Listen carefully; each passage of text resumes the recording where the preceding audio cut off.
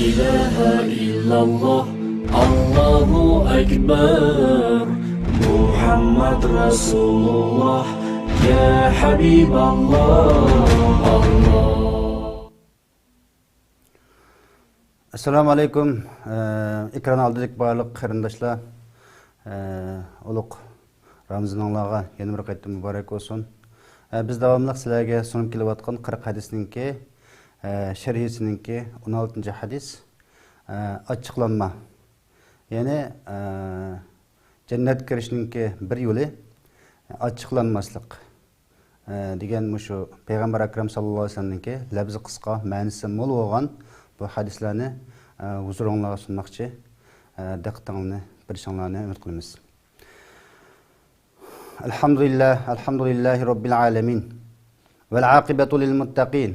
Vessalatu vesselamu ala rasulihi Muhammedin ve ala alihi ve ashabihi ecma'in. Amma ba'd.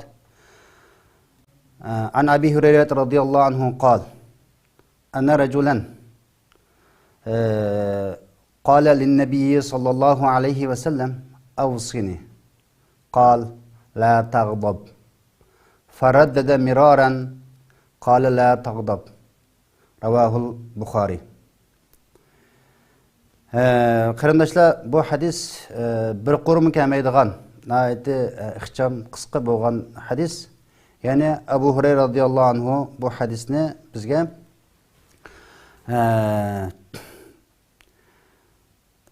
yetkizib beribdi. Unda bu hadisning asosliq mazmun nima deganda, bu hadis ulamolarningki qarshida bu ma'nisi intayin mo'l bo'lgan, labzi qisqa bo'lgan, ya'ni islomningki axloqining 3dan 1ni egallagan hadis deb baho bergan.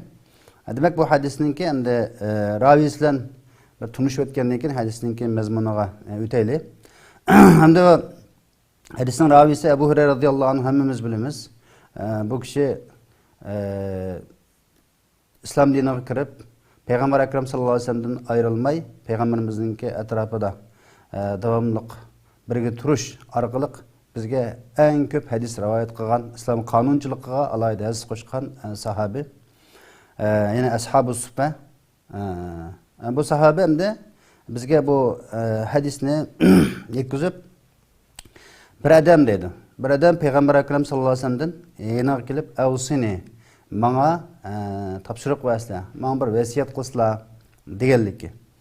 Degandan keyin Peygamberimiz bunga "Sen ochiqlanma, g'azablanma" deb bunicho bir qancha qitimcho so'g'an savol qarta, yana bir boshqa topshiriq bormi deganda ochiqlanma, yana cho so'g'an ochiqlanma deb 3 qitim deganligini Abu Hurayra radhiyallohu anhu qilgan. Buni anglagan. Peygamber Aleyhisselam'ninki bu so'zni bizga yetkizdi. Endi bu kishi kim deganda hadisshunos olimlar bu kishi Abu Dardo deydi. Ba'zilar deydi bu bir didakti. Bu Abu Dardo emas deydi. Şu kim bo'lishdan qat'iy nazar şu ma'lum bir kishininki Peygamberimizning men bir tavsiya qilsizlar, men bir vasiyat qilsizlar, meningcha bir qalbimga bir shifo o'g'idek bir so'zni qilib paslar deganligi qarta Peygamberimizning nima qilganligi, bu kishiga tavsiya qilganligi. Tavsiya bir og'izli gap, la tag'dab, ochiqlanma, g'azablanma deganligi bu hadisning aniq chiqib turdi qarindoshlar. Şu anda buningda g'azablanish bu bir og'iz gap bilan qanday ishlarni biz amalga oshira olamiz degan bir savol avtomatik holatda tug'iladi endi. Endi nurg'ulg'an jidallar, majralar, nurg'ulg'an ishlar bu ochiqning kirganlikdan bo'lganligi bizga sir emas.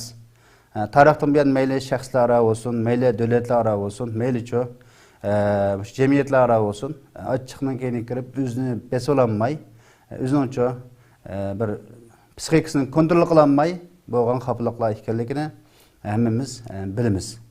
Demek bu adamda bu tavsiyani Abu Dardo olsun, mayli boshqalar olsun Peygamberimizning so'rgan.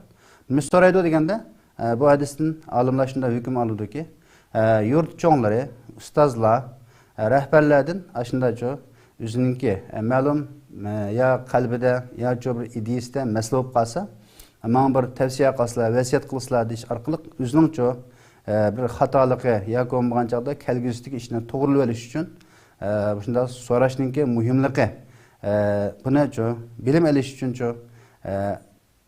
cho'nglarga, ustozlarga murojaat qilishninki zarurligini bu hadisdan chiqardi. Demak, endi buningda biz açıqlansang bo'lmaydi deb Payg'ambar akram sallallohu alayhi vasallam dedi.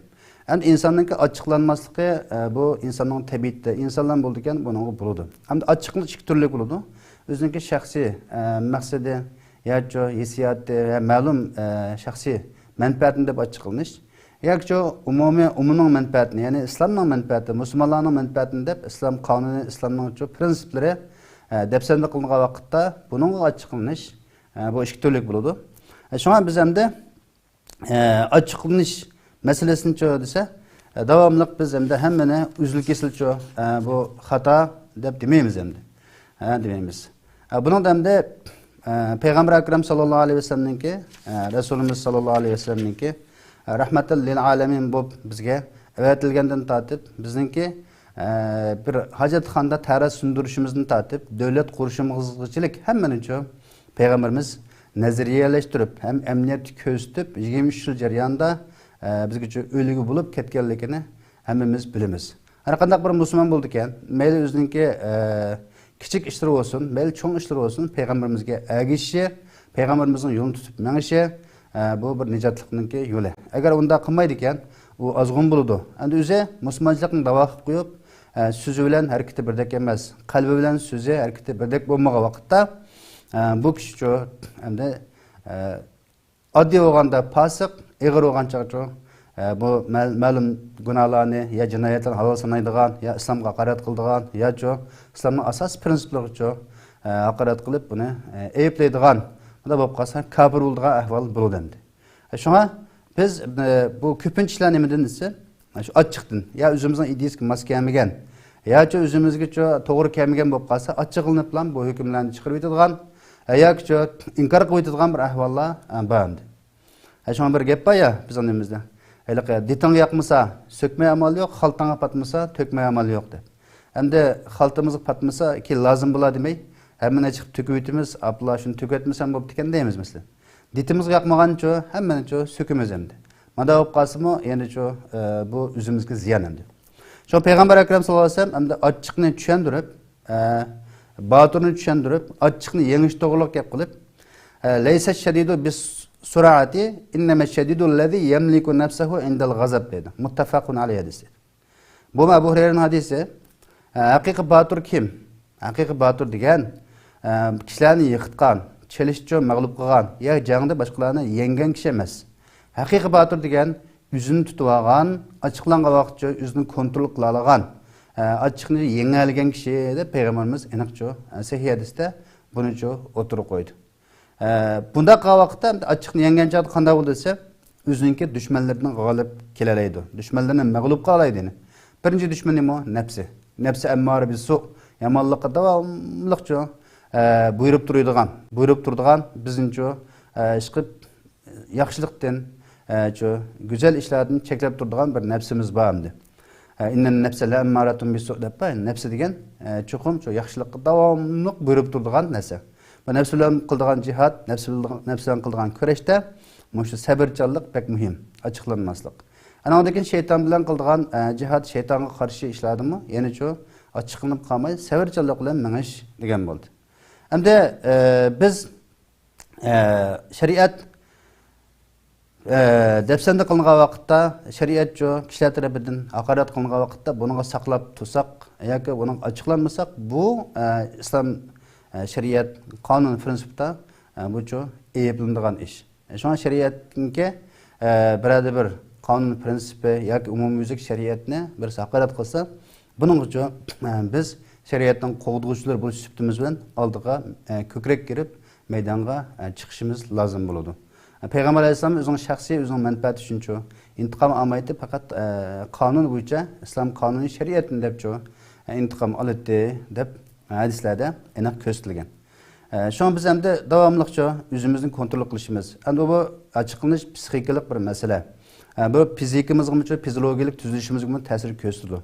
Şu an bununla nurgulluğun biz İslami asasda hal kılış çağrılarını tepki çıkışımız, Allah'ın elçisi köz tüpegen boyunca iş kılışımız bu intayın mühim buludu. Şunda olsa, hem de açıklanışınız zaten hemmisi doğru emasmı dese, mesela Peygamber Ekrem sallallahu aleyhi ve sellem'in emri hadiste Cabir ibn Abdullah'dan Peygamberimiz eğer nutuk sözülse, bir yer tebliğ kılsa, közleri kızdırıp gidetti. Avazları bak yukarı çıkarttı. Veştedde gadabuhu dedi. Açıkı intayın kiletti.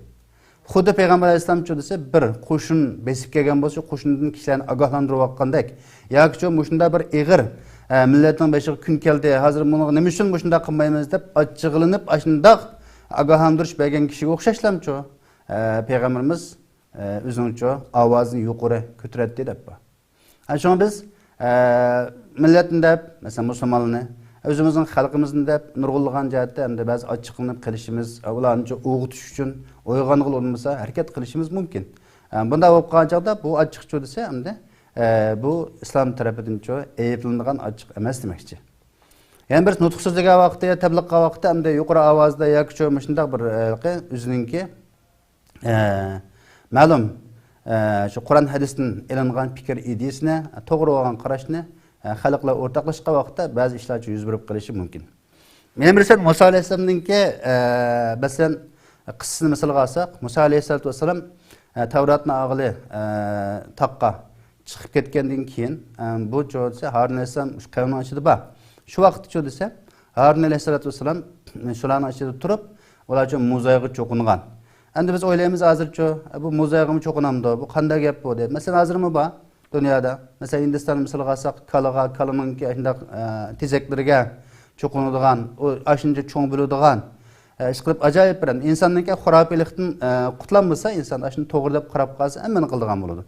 Belki şöyle bolsa hazır şundaki kısık kılan dünyada mal dünyaga berilip, mal dünyanı ilah kılıp, özünün hava hevesini ilah kılıp mangan bizlerge qarab, ular bizni eyipleşi mümkün mesela. Şu Musa Aleyhisselam'ın kavmi Muzayga cho'qingan vaqtda Musa alayhisalom desa, bu qavmininki muzayga cho'qinib Allohni qo'yib ibodat qilayotganligini ko'rganda, faqadaba alayhim g'adaban shadida dedi. Qattiq ochiqlandi dedi. Ochiqlanib, quldagi Tavratni yerga tashlab etdi dedi. Ashu tashlab etganini o'qimagan. Ashu demak Alloh rizoligi uchun ochiqlanish bo'ldi. Va ochiqlanganning dadidan o'zining qarindoshi Harunninki saqalidan tutib, bir qo'lida ko'kulisidan tutib so'ragan. Musa aleyhisselam qaytib kelgan vaqtda nima uchun sen nima ish qilding? Bu qavm muyda ezib ketsa sen qalab turding. Buni nurg'un hukm chiqdi qarindoshlar. Buni kuch yetsa shuncha tusish, kuch yetmagan vaqtda Harun alayhissalom nima dedi desa, men qavmni bilib yetibsa, o'tirincha bo'lgunchilik qilsa yoki bilib yetibsa, pash etibsa deb qolmasin deb buncha bularga nisbatan men gap qilamadim, ham gap qilmadim degan. Demak, birlikning nihoyatda muhimligi chiqdi. Birlik bo'lsa keyincha sen kelgandan shuni tuzab o'ngshamiz degan mazmuncha bundan chiqadi qarindoshlar. Shunga birlikka hamda biz hammamiz diqqat qilishimiz intayin muhim. Bundan da Musa alayhisolamning ochiqlanganligi, qavmcha meni ojiz deb qaradi, menicha asosiy ko'zgilmadi, menicha to'smay qolib turgan ish yo'q. To'sab qilgandan keyin ular meni o'ltirib tashlab qoldi dedi. Ashunda darajada harakat qilgandan keyin amal bo'lmagandan keyin alayhisolam amalsiz qolgan demakchi. Ondan başka Yunus Aleyhisselam'ın özünün dese, şu nemiske kavminden açıklap, üzerine nurgulluğun sergüzeştiğini baştan keçiydi. Yine birisi, bir Müslüman olsa, Müslümanlığın dese, onunki üzüge, ya iktisadıga, ya balısqa, ya ki özünki qoğdulduğun aşında bir ayalı balvaqlarga, ya ki özünki vatanege qarta bir tecavüz çok qalsa, ona açıklanış gerek. Açıklanmış olmaydı. Biz görüşürüz açıklanmaya oturup qalsak, aşında vatansiz qaldığın gap hemdi. Şuna biz açıklanma ya da açıklanmayla açıklanganlığımız için hele bir gap ya kaltak tekse jim turmaz. Lekin bir dostumuzun çivinde biz kunup qalsa onun darru aşında bütün gücümüzü yığıp ona hücum qilamiz. Sabr qilish, ochiqni yutish degan narsa biz uchun yo'q qarindoshlarimiz. Shunga buna diqqat qilishimiz lozim. Shunga bu ochiqlanish endi bu insonninki har qanday bir farzandi bo'ldi ekan, buning uchun bo'ladi. Buningki to'g'risi va xatosi bor. Shunga Allah rızalıq üçün açıqlansa, demək o dindin, o özünçü həqiqi toğru yol tutub manğalıqıdan buludu. Yani açıqlanış boğa vaqtda anda təcavüz kafirlar bilan uruş qılındı. Açıq olmasa, nimişin batda, o yalğız menen olmasa, abda yaşavatım chat eldə hazır. Tudukunum ba, maaşım ba. Ulu ölmemdi degендек, anda xalqımızın taşlap qoytqan, ustazlarını taşlap qoytqan, din vətən milletinin qəmin yeməydigan bir türküm aşındaq layıq oxşaş insanlar barlıq kelishi mümkün. Açıqlanish insonda bo'lish kerak demek için mənim.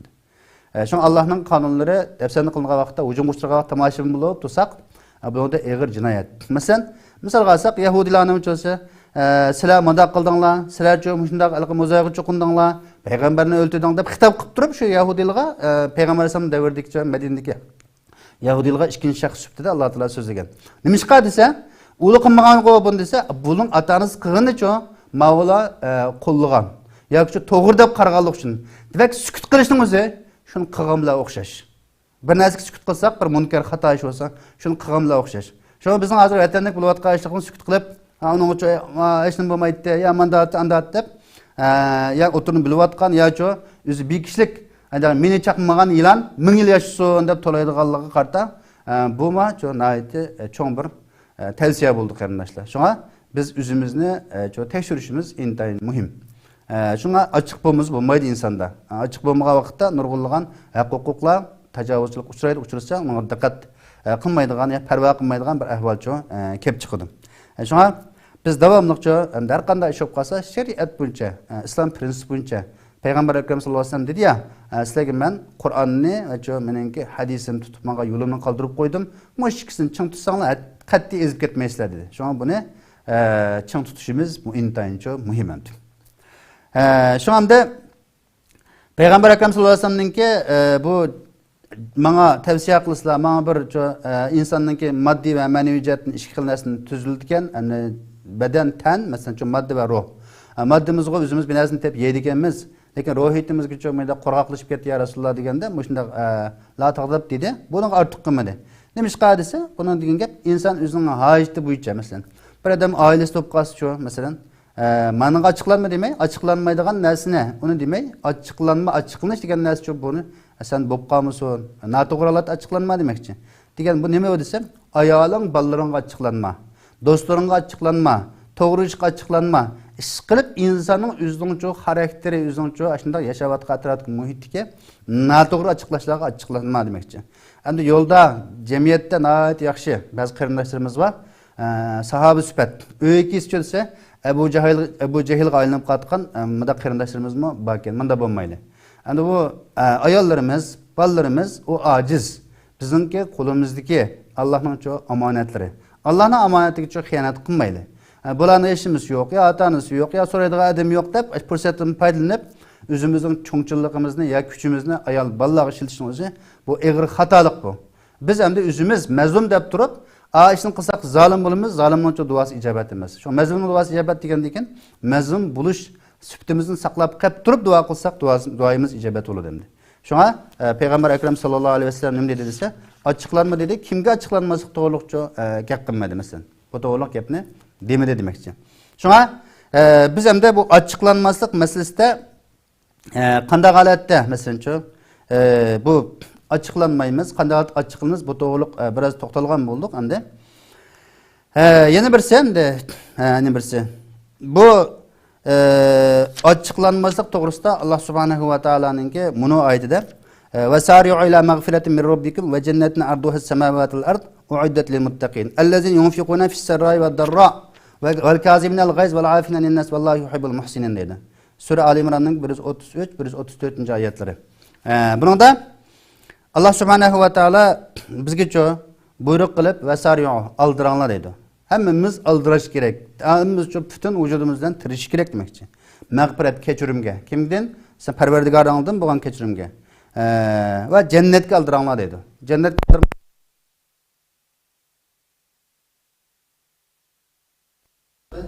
İlmani fikir. Hem de davası Müslüman. Lekin çok kılvatkan işi onun kalbi çok asaslık kafir yaklaşıp kalkan bir fırkva grup.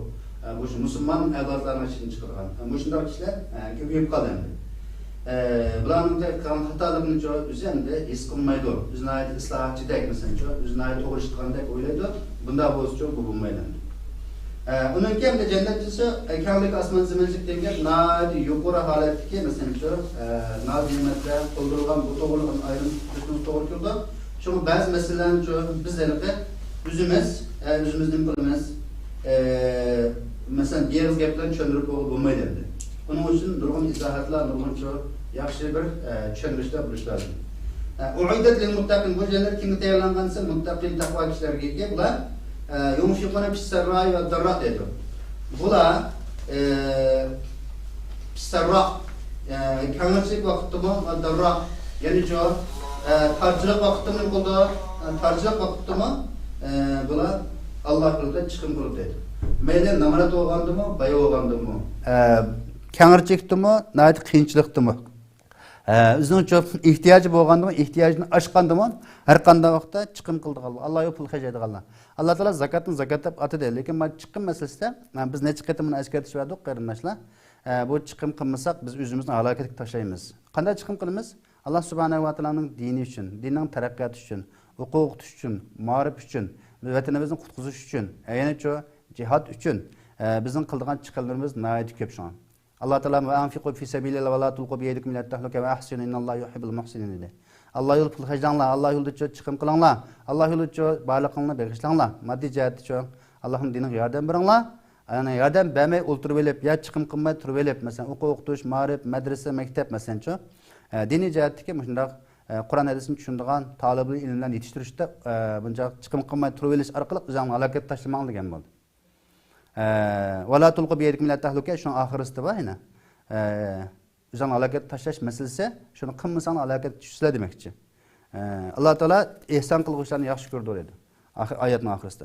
Mana müşahedemi şu bay olgan, namarat olgan, bay olganı kılıda hem değişip kalgan bazı ihtiyaç bulmaganda. Namarat alettim çok kılalısak Allah yol pul hacı bulup mıyda uluk killerde. Mesela Ramazan'ın bu gece 22 desek muşunda ahir onda çok kalgan emel ibadetler hasilinaga vakit. Muşunda fırsatda kılıp alsak buludu mesela. Muşunda fırsatda hacı alsak buludu. Zakatlımı en layık, en mühim yerlik versek buludu. Mesela kızların urumba, onu alem ilmadını sorap, en mühimi görüp, dinin terakkiyatı, İslam'ın terakkiyatı, en mühimi çoğu bizimki, dinimizin gülünüş için işiltiş, ondan kalsıyorsa, koşumça, ihtiyaclılık ağırlığı bir işin özü, bu Kur'an'da, hadiste enak gösterilgen mesela. Hem de yine birisi çözse, müminlerin sübüte hem de kanal hadise, birinci Allah yolunda şu meyli bayı olsun, namarat olsun, pul haclaş, ikincisi çözse, vel kaziminel gayiz dedi. Yani açıkını yutken dedi. Hem de müminin bir sübüte açıkını yutuş. Hem de gayiz degen gep çözse, bu hem de gayiz degen, gazep qarga vaqtda, gazep degen bu taşqi şirketde ifadalındıgan, hem kalbide mında bir narazilik bolgan, açığı bolganını deydigan. Ken Arap tilida gayiz degen çok kalbide saklangan. Mesela çok kalbide nayet açığı var. Aslında çok muşunda bolsun bunun için yutalgan degen boldu. Yani açık yutalgan demekçi. Vel afin anin nas kişilerden yutalgan, afu qılalgan. Kişilerden deydi. Her qanday vaqtda mesela biz ya ailedeki aile başlık bolle, meyil cemiyet rahber bolle, meyil harbiy kumandan bolle, anda xatolik bo'lgandiki ütütüş degan narsa bo'ldi. Xatolik bo'lmasa ütütüş bo'lmaydi. Demak, Kazimnal G'ayzda shunga kazama yaqilma degan bu cho bir narsani yutish degan ma'no va yana cho mana shu chaydannimi nima arabchada masalan kazima deb ataydi ekan. Nima uchun desa qaynoq suvni quyib tursa shu holatda saqlaydigan, ashundan bardashlik qila oladigan degan bo'ldi. Shu darajada achchiq bo'lib qolsa achchiqni yuta oladigan bo'lish kerak mu'min demoqchi. Biz hamda bayat degandek kichkina ishlarni ochiqlaydigan, kichkina ishlarni cho ranjib ketadigan, undan cho ayol urushib bilan cho ochiqni yangamay pishbalaq deb etadigan, ya ayol cho ajib ketaman deb oilani buzdigan, ya ijtimoiy jamiyatda do'stlar cho bir ochiqning keyini kirib bilan ochiqni yutamay, ochiq nisbatan cho to'g'ri muomala qilmay, o'zini cho halokatga tashlaydigan, ya'ni jamiyatda cho inoqsizlik paydo qiladigan ishlar yuz berib qoladi. Vala afin anin nas degan har qanday kishilardan cho afu qilish, bizga zulm qilmaganlar bo'lib qolsa, bundan afu qilish. Bundan tajovuzchilar yoki shu haqqimizni elib olganlar buning sirtida. Vallohu yuhibbul muhsinin. Muhsin kishilar cho Alloh taolo bularni cho yaxshi ko'radiganligini oyat edi. Alloh taolo bularni cho men yaxshi ko'rmayman dedi. Shunga biz har qanday vaqtda muhsin qilishimiz kerak desa, bizga nisbatan hamda o'zimizni tekshirishimiz, ya'ni cho vel kazimnal gayz vel afinen nas. En muhimi açıkını yutalaydigan, özümüzün başqaralaydigan, kontroldan chiqayotgan ba'zi odamlar bor. Bek shu sahoba sifat, axloqi bek yaxshi ko'rinib turgan, bir ochiqib qolsa, da'vo ishtirib qolsa, yoki u insonlikdan chiqib, insonlikka uning uchun bir musulmonlikka bir yerga cho'rib tashlab etilib, bir hayvonmi qilmaydigan so'zlarni, harakatlarni qiladigan insonlar bor. Manda bo'lib qolsa bo'lmaydi qarindoshlar. Shunga biz endi ochiqimizni yutib intayin uchun bek muhim. Hamda ochiqni qanday yutamiz degan bir savol tug'iladi avtomatik holatda.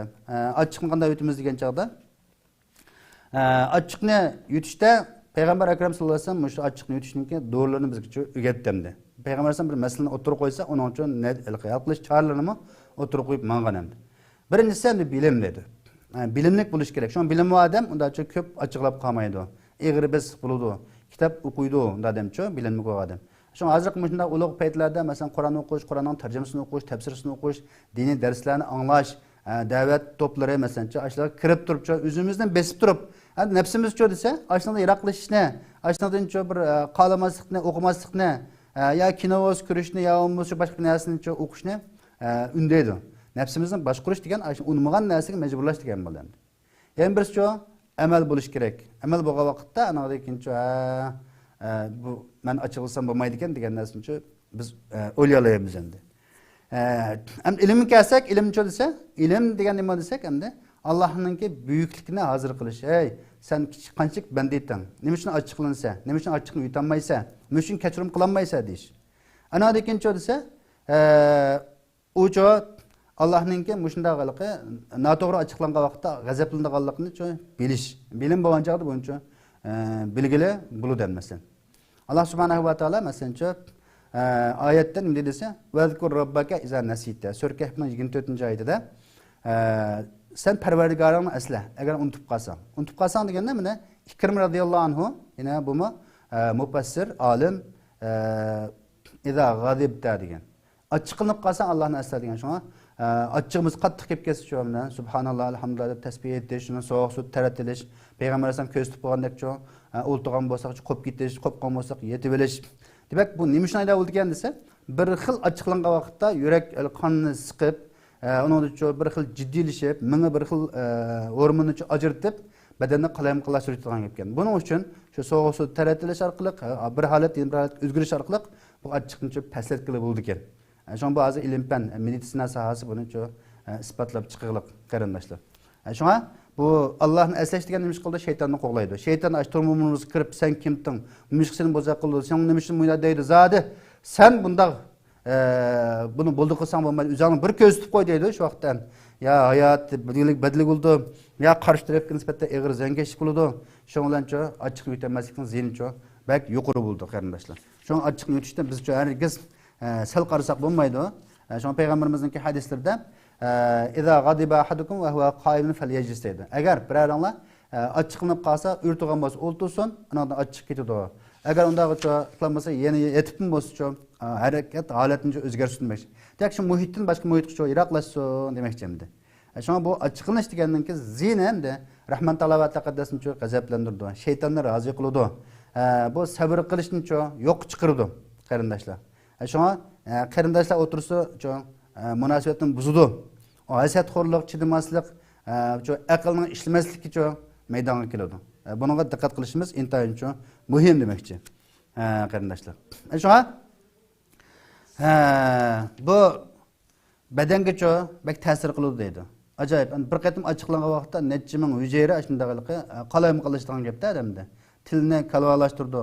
İnsanın amalsiz, nəhayət faydasız bir yerga bir nimaga tushirib qo'ydigan gap endi. Shunga ba'zi masalalarda biz endi Qur'on hadisini chiqib tutmaganligimizdan o'zimiz naq maydonchi nimasini ko'ryapmiz hozir. Ziyonlarni ko'ryapmiz. Ba'zilarini bizda his qilmagan bo'lishimiz mumkin. Shunga Payg'ambar akram sallallohu alayhi vasallamning hadislari va boshqa oyatlarda bu nurg'unlagan nimalar delil faktlar o'tirib qo'yilgan. Shunga Abu Bakr radhiyallohu anhuninki shunday nimasta Mistah o'zininki tuqqani, lekin bu shunda ifki vaqasi, tuhmat vaqasi qatnashib qolganlik uchun qasam qilib turib Alloh bilan qasam qat'iy mencha uningga hech qanday bir narsa Bermeyme, bununki nefika, pul degen yardım kılmayma degen. Bunun nurgun vel aşınga ayet düşken. Vel yafu vel yesbahu. Ala tuhibbun en yaghfirallahu lekum. Degende aşına vel yafu vel yesbahu dedi. Ular ço afu kılsın. Kan kusak bolsun. Afu kılsın degen gep ütüvesin demekçi. Vel yesbahu. Kan kusak bolsun ular.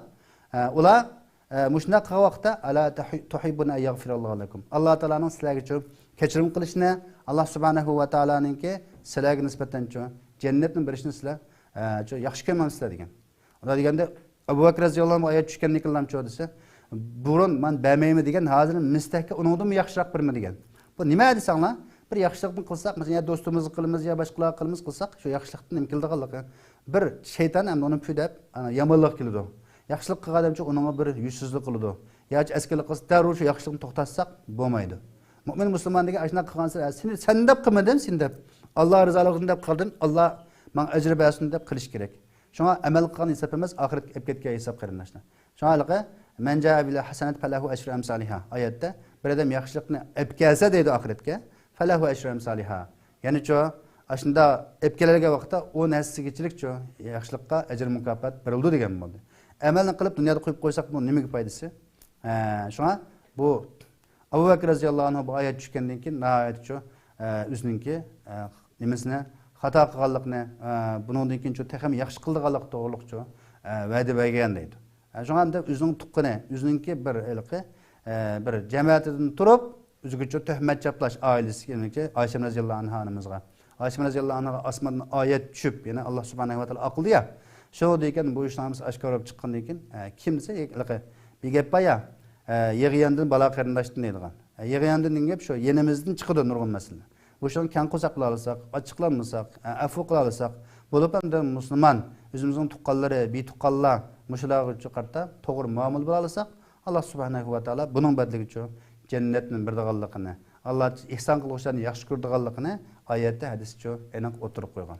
Shunga bizning ham yig'inchilik aytgan vaqtda bir gap bor ya, bizning maqol tamsilimiz yo'lvasni yangan botir emas, ochiqni yangan botir deb. Ammo shu oyat hadisning yig'indisi mazmuni hamdi bu. Bizning maqol tamsillarimizni tortib, ismimizni tortib, urf-odatimiz hammasi islom bilan shu qon bilan go'shtdek birikib ketgan. Buni araymiz deganlar bir turkum hamoqatlar. Buni arg'il bo'lmaydi ham. Shunga biz har qanday bir ishda o'zimizning Qur'on hadisga o'rilishimiz, Qur'on hadis bo'yicha mangishimiz, Qur'on hadisni o'zimizning harakat mezoni qilishimiz, Qur'on hadischa biz o'zimizningki hayotimizdanmi, mol mulkimizdanmi eng muhim o'rinda bo'lishi bu musulmonlikning aqalli talabi qarindoshlar. Bugungi suhbatimiz mishagicha bo'lsin. Va oxiru da'vana anil hamdulillahi robbil alamin.